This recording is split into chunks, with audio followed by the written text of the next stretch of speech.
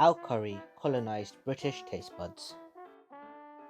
The Brits' love of curry has been long-standing, so much so that it has become a national favourite. Britain even has a National Curry Week celebrated in October every year.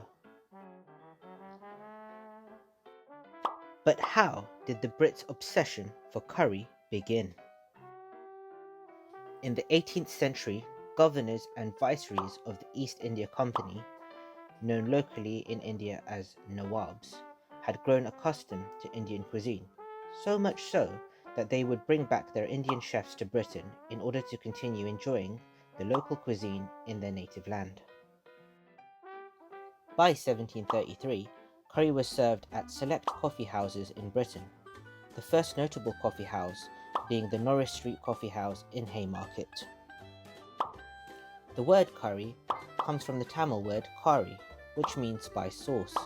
However, over time, the word was used to generalize any sauce-like dish from the South Asian subcontinent. Moving forward to 1784, popular restaurants in London's Piccadilly had made curry and rice a speciality. An Indian trainee surgeon known as Sheikh Din Mohammed of the East India Trading Company Army travelled to England and married Irish woman Jane Daly. After settling in England, Dean would go on to establish Britain's first purely Indian restaurant in 1810, the Hindustani Coffee House, introducing an establishment for Indian cuisine exclusively. By 1926, 99 Regent Street would be home to London's first high-end Indian restaurant, Veeraswamy, birthed out of the Anglo-Indian heritage of William Palmer, a general of the East India Company, and his wife, Begum Fiaz Baksh, a Mughal princess. The restaurant was established by their great-grandson, Edward Palmer. It went on to host some notable diners, such as actor Charlie Chaplin, Prince Edward VIII, and Prime Minister Winston Churchill. Moving forward to the 1950s, many Indian restaurants had been established across London, and most had employed Bangladeshis, who fled Sylhet during the Civil War as a result of partition in India. Years later, these employees would go on to establish restaurants of their own. And after the Second World War, that's exactly what they did. Many commercial properties that had been wrecked due to bombings were bought and refurbished. It was from these establishments that the Bengali owners would sell curries, as well as staple English foods such as fish, chips and pies.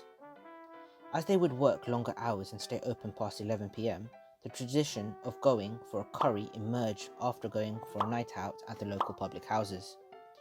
It was from this tradition that beer and curry became a married pair. Britain in 1971 saw a rise in Bangladeshi immigrants. Many opened curry houses, and most Indian curry houses are actually Bangladeshi. By this time, curry had become so popular that even former UK Foreign Secretary Robin Cook had declared chicken tikka masala a true British national dish. Even Queen Victoria had made curries a weekly must on her menu.